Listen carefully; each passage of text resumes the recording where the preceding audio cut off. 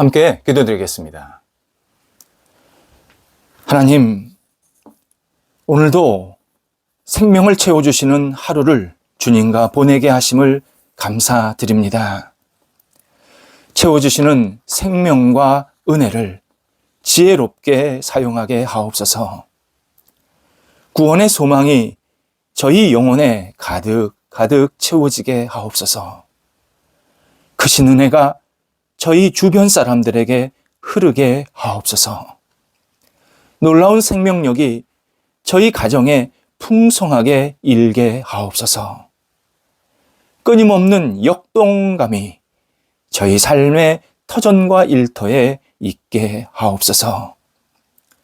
저희 형편을 아시는 주님, 오늘도 주님의 손길을 경험하며 모든 일에 감사가 있게 하시기를 인도하옵소서.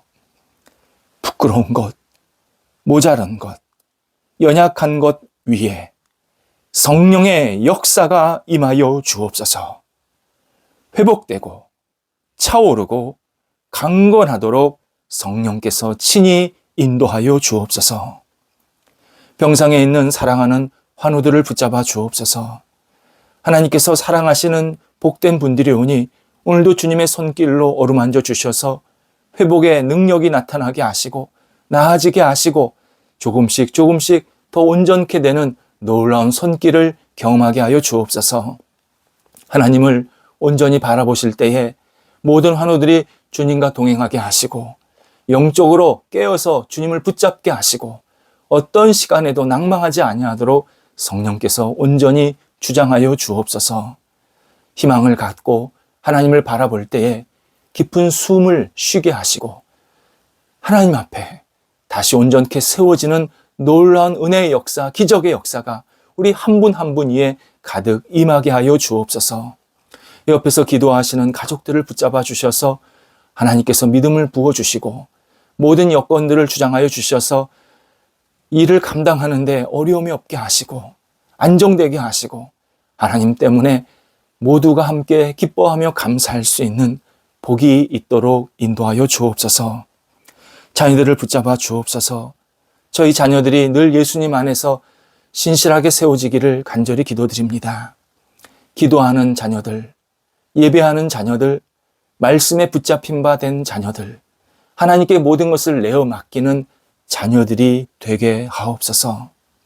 하나님 놓치지 않게 하시고 하나님을 경외함이 조금씩 더 깊어지고 넓어지게 해주셔서 자녀들이 있는 곳에 하나님의 나라와 영광이 드러날 수 있도록 인도하옵소서. 성인된 자녀들이 있습니다.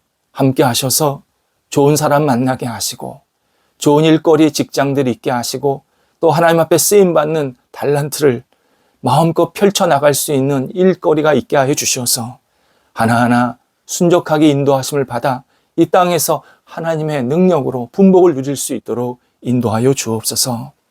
학업에 있는 자녀들 공부할 때에 지치지 않게 하시고 한 단계 한 단계 배움의 기쁨이 있게 하시고 공부할 때 좋은 결실도 있게 하여 주셔서 하나님 앞에 쓰임받는 삶, 하나님의 이름을 높여드리는 삶이 되게 하옵소서. 공부 때문에 시험에 들지 않게 하시고 공부를 마음껏 주 앞에 내어 맡기며 하나님과 동행하면서 힘차게 미래를 향해 준비해 갈 수 있도록 인도하여 주옵소서. 어린 영혼들도 붙잡아 주셔서 건강하게 잘 자라게 하시고 예수님 안에서 기쁨과 평안이 넘쳐나는 귀한 자녀들 되게 하옵소서. 성도들의 일터를 붙잡아 주옵소서. 하나님이 주시는 놀라운 일터가 날마다 은혜 가운데서 승승장구 하나님의 이름을 높여드리기를 원합니다. 가게, 사업처, 학교, 또 맡겨진 역할들, 직장 하나하나 하나님께서 마음껏 사용하여 주셔서 우리 성도들이 있는 곳에 복이 있게 하시고 하나님께 영광 돌리는 모든 시간들, 자리들이 되도록 인도하여 주옵소서. 준비된 일들이 있습니다. 하나님께서 선하게 이끌어 주셔서 순종하게 진행되고 열매가 맺히게 하옵소서. 다양한 교류가 있습니다. 하나님께서 끝까지 선하게 이끌어 주시고 또 새로운 교류도 있게 해주셔서 하나님 나라를 위해서 함께 손을 잡는 일들이 계속 일어나게 하옵소서. 도전하는 성도들, 새롭게 일을 시작하는 성도들도 붙잡아 주셔서 하나님 앞에 감사한 마음으로 모든 역할들을 감당하시고 어려움은 극복하게 하시고 힘든 일들은 잘 인내하게 하여 주셔서 이 일 통하여서 하나님의 섬세한 손길을 경험하며 하나님 앞에 영광 돌려드리는 시간들이 있게 하옵소서. 복된 열매도 맺히게 해주셔서 좋은 사람들과 좋은 교제 또 좋은 하나님의 주시는 비전을 품게 해 주셔서 우리 성도들이 있는 모든 삶의 자리에 풍성한 열매로 하나님께서 복의 복을 덧입혀 주옵소서. 출타하는 성도들을 붙잡아 주옵소서. 성도들이 하나님의 이름을 가지고 세상 속에 나아갈 때에 오고 가는 자리가 복 있는 자리가 되게 하시고 많은 사람들을 섬기는 자리가 되게 하시고 주의 이름을 높여드릴 수 있는 출타의 시간 되게 하옵소서. 하나님, 저희 대한민국 어린 영혼들이 주님 안에서 밝고 소망이 있는 사람들이 되기를 간절히 기도드립니다. 하나님, 저희 나라의 어린 영혼의 울음소리가 다시 넘쳐나게 하시고 하나님을 경외하며 의지하는 어린 영혼들이 계속 부릴 듯 일어나게 해 주시옵시고 어린 영혼들이 어릴 때부터 하나님을 바라보며 의지하며 꿈을 갖고 힘차게 살아갈 수 있는 희망이 있는 대한민국 되도록 인도하여 주옵소서. 어린 영혼들에게 영육의 강건함을 허락하여 주시옵소서. 하나님, 우리 성도들 오늘도 아이와 같은 믿음으로 살아가기를 원합니다. 하나님을 경외하며 의지하며 살아가는 귀한 성도들 되게 하시고 주님을 믿는 데에 신실하고 집중하고 하나님께 모든 것을 내어 맡기는 어린아이의 믿음으로 오늘도 굳건히 세워지게 하옵소서. 예수님의 이름으로 기도드립니다. 아멘. 오늘 우리에게 주시는 하나님의 말씀은 누가복음 24장 25절에서 31절 말씀입니다. 신약성경 누가복음 24장 25절에서 31절까지의 말씀입니다. 살아계신 하나님의 말씀을 봉독합니다. 이르시되 미련하고 선지자들이 말한 모든 것을 마음에 더디 믿는 자들이여, 그리스도가 이런 고난을 받고 자기의 영광에 들어가야 할 것이 아니냐 하시고, 이에 모세와 모든 선지자의 글로 시작하여 모든 성경에 쓴 바 자기에 관한 것을 자세히 설명하시니라. 그들이 가는 마을에 가까이 가매 예수는 더 가려 하는 것 같이 하시니 그들이 강권하여 이르되 우리와 함께 유하사이다. 때가 저물어 가고 날이 이미 기울었나이다 하니, 이에 그들과 함께 유하로 들어가시니라. 그들과 함께 음식 잡수실 때에 떡을 가지사 축사하시고 떼어 그들에게 주시니 그들의 눈이 밝아져 그인 줄 알아보더니 예수는 그들에게 보이지 아니하시는지라. 아멘. 사람들은 이 땅을 살면서 어딘가에 창조주가 있지는 않을까? 그 창조주가 만약 기독교 신앙에서 말하는 하나님이라면 어떡하지? 고민할 때가 있습니다. 이에 하나님을 믿지 않으면서도 하나님을 완전히 거부하지도 못하는 애매한 태도, 애매한 자리를 지키는 사람들이 꽤 있습니다. 하나님을 믿는 것 좋죠. 나쁠 것 없잖아요. 하나님을 어느 정도 인정합니다. 그런데 저는 아직 할 일이 좀 남아 있어서 형편이 지금 하나님을 믿을 형편이 되지 않아서 하나님을 믿지 못하고 있습니다. 언젠가 기회가 있겠죠. 이렇게 말하는 사람들이 꽤 있습니다. 불신자들이 하나님을 믿지 않는 편에서 이런 태도를 가지고 있다면 신앙인은 하나님을 믿는 편에서 비슷한 태도, 불신앙적인 태도를 가지고 있습니다. 불신자와 비슷한 태도란 믿는 것 같지만 실제로는 신앙에 대해서 모호한 태도를 말합니다. 하나님을 믿는다고 하면서 천국 있을까? 영생이 과연 있을까? 정말 하나님이 세상을 심판하실까? 세상에 종말이 있을까?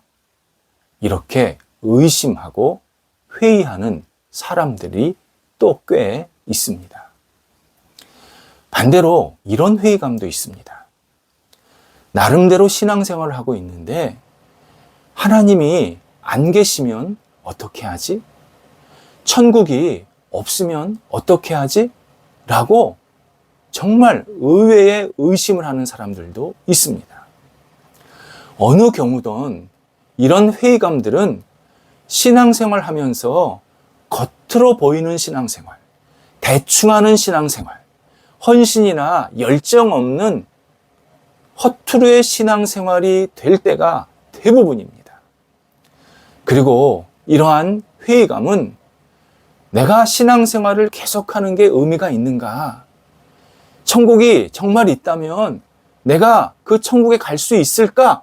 이런 두려움으로 반드시 이어지게 됩니다. 또 신앙인들 가운데는 성경은 읽기는 읽지만 이소무화, 역사소설, 범죄 기록 등을 읽는 것처럼 그렇게 받아들일 때도 꽤 있습니다.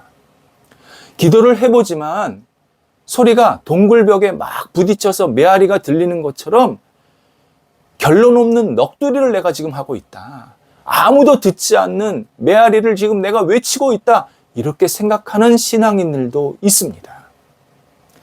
기독교에서 가르치는 도덕적 행동은 이상일 뿐이다. 현실은 철저하게 세상의 방식대로 살아야 성공하고 인정받는다. 그렇게 생각하면서 세상적인 방식대로 살아가는 사람들이 있습니다. 신앙인 얘기입니다. 예수 없이 잘 사는 사람들을 보면 예수 없이도 잘 사네. 신앙생활 별 의미 없네. 이렇게 그냥 낙심하고 포기할 때도 있습니다. 분명히 예수 없이 잘 사는 사람, 예수를 믿으면서 사는 나, 둘 중에 하나는 뭔가 착각하고 있는 상태입니다. 누구 하나는 지금 잘못되고 있는 겁니다. 그럴 때 내가 잘못되면 어떡하는 거지? 이러한 고민과 두려움이 생길 때도 있습니다. 정도의 차이는 있을지라도 다수의 신앙인들은 이러한 의심의 골짜기를 지나가게 될 때가 있습니다. 누가복음의 마지막 부분, 이런 의심을 탈출하는데 매우 소중한 길로 인도해 주십니다. 24장, 누가복음 24장이 마지막 부분인데요. 이 24장은 우리가 예수님, 나아가서 하나님, 이 예수님을 의심할 때, 하나님을 믿는 것을 의심할 때 예수님께서 어떻게 반응하시고 어떻게 말씀하시는지를 우리한테 잘 알려주시는 내용입니다. 그래서 굉장히 중요한 본문이고 우리에게 도움이 됩니다. 누가복음 24장 15절에 의하면 예수님께서 회의하고 두려워하는 두 제자에게 직접 나타나십니다. 이 두 제자는 예루살렘에서부터 엠마오라는 작은 마을로 이동하는 중이었습니다. 그리고 본문 25절에서 예수님은 미련하고 선지자들이 말한 모든 것을 마음에 더디 믿는 자들아 라고 이 두 제자에게 안타까운 마음을 표현하고 계십니다. 두 제자가 하나님께서 말씀하신 약속, 내용을 믿지 못하고 있다. 지금 지적하고 계십니다. 두 제자의 회의와 두려움은 이미 쓰인 말씀에 대한 의심에서부터 시작되었다라고 말씀하시는 겁니다.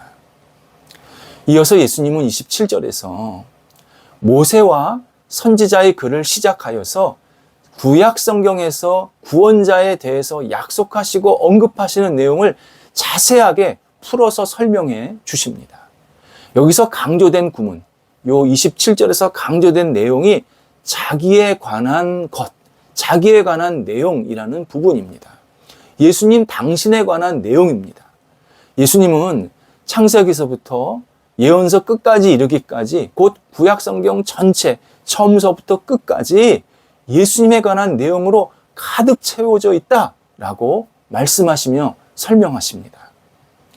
죄에 빠진 인류를 홍수에서 구한 노아, 새로운 민족의 조상인 아브라함, 아버지 손에 이끌려서 제물이 되어야 했던 이삭, 형들의 배신에 의해서 20냥의 돈에 팔렸던 요셉, 노예 해방이라는 거대한 사명을 받았던 모세, 약속의 땅으로 담대하게 이끌었던 여호수아, 심한 고난을 극복해낸 욥, 하나님께 기도하면서 모든 오해와 핍박을 견뎌냈던 다니엘, 이들 모두가 다 예수 그리스도를 가리키는 사람들이었고 예수님이 하신 역할을 충실하게 그들이 먼저 감당했다. 그것을 기록해 준 내용이다.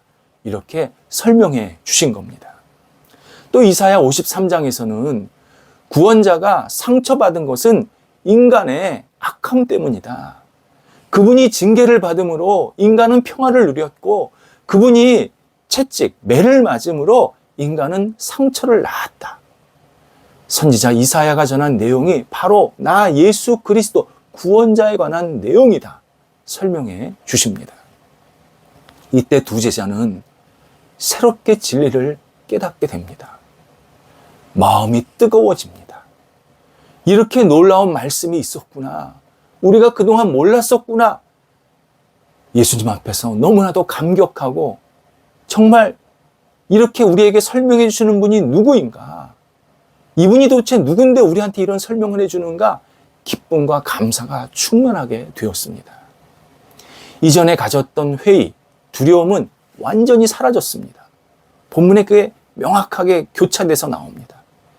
대신 영혼의 평안을 찾으면서 예수님 말씀을 더 듣고 싶고 예수님과 더 함께하고 싶고 더 깨닫고 싶은 간절한 마음이 생기기 시작합니다. 이에 29절에서 두 제자는 예수님께 요청을 합니다. 날이 저물고 있으니 여기서 이러지 마시고 저희와 주변의 숙소에 들어가서 함께 시간을 더 보내셨으면 좋겠습니다. 이때 예수님이 기꺼이 같이 들어가셔서 식사를 하시고 그리고 그들과 또 대화를 나누시는데 이 식사 장면이 두 사람을 위한 성찬식임을 우리들에게 30절에서 알게 하십니다. 그제야 두 제자가 자신들과 함께 하신 이분이 예수님이구나. 며칠 전에 죽으셨던 예수님이 지금 우리와 함께 하셔서 당신이 온전한 말씀을 우리한테 다 전해주고 계시는구나 깨닫게 되었습니다. 하지만 그때 예수님은 호련히 다른 곳으로 움직이십니다. 두 제자는 예수님과 약 11km 정도 같이 움직였습니다. 한나절 움직인 겁니다. 이 어간에 이들은 예루살렘에서 일어났던 이 끔찍한 일들을 다 잊어버렸습니다. 자기들이 배신했고 도망갔던 거 다 잊어버렸습니다. 두려움 다 사라졌습니다. 회의가 완전히 없어졌습니다. 대신 마음이 벅찼고 희망이 생겼고 예수님을 더 잘 믿어야겠다 열정이 생겼습니다. 자신들이 그동안 진리를 바로 앞에 두고 예수 그리스도라는 구원자를 바로 앞에 두고 진리를 잃어버렸구나. 예수님에 대해서 오해했구나. 잘 몰랐구나. 자기 연면에 빠져 있었구나. 자기들이 너무 부족했구나. 이 사실을 깊이 깨닫게 되면서 더 예수 그리스도를 붙잡게 됩니다. 두 제자가 두려움 극복한 것 말씀을 들었기 때문입니다. 예수님께서 하신 말씀을 그들이 들었기 때문에 진리를 들었기 때문에 다시 두려움은 없어지고 용기가 생긴 겁니다. 로마서 10장 17절에서 그러므로 믿음은 들음에서 나고 들음은 그리스도의 말씀으로 말미암는다. 말씀하십니다. 우리 하나님 말씀 계속 들어야 합니다. 계속 들어야 합니다. 안다고요? 아니요. 모르는 게 너무 많습니다. 또 알아도 우리 삶에 그대로 다 받아들이지 못하고 내팽개치는 게 자꾸 밀어내는 것들이 너무 많습니다. 계속 듣고 젖어들고 또 듣고 또 채우고 하나님의 말씀을 계속 들어야 우리에게 두려움이 사라집니다. 말씀을 들어야, 말씀을 깨우쳐야 우리에게 용기가 생기고 신앙생활에 대한 확신이 생기고 내가 어떻게 신앙생활을 해야겠다 방향이 분명히 설정이 됩니다. 하나님의 말씀이 우리의 신앙의 두려움을 없애는 약입니다. 말씀을 듣지 않으면 우린 계속 회의하고 주저앉습니다. 하나님 말씀 오늘도 붙잡고 주님 제게 말씀하소서, 그리고 제가 두려움을 이겨내겠습니다. 담대하게 기도하면서 힘차게 하루를 시작해야 합니다. 기도하겠습니다. 하나님, 저희들에게 말씀하여 주옵소서. 두려움은 사라지게 하시고 용기와 지혜와 깨달음이 있게 하여 주셔서 주님과 함께 날마다 동행하며 힘차게 매일 일어설 수 있는 믿음의 사람들이 되도록 인도하여 주시옵소서. 오늘도 저희가 가는 길에 말씀을 비춰주셔서 말씀이 우리의 영혼 속에 채워지는 복 있는 하루가 되게 하옵소서. 예수님의 이름으로 기도드립니다. 아멘.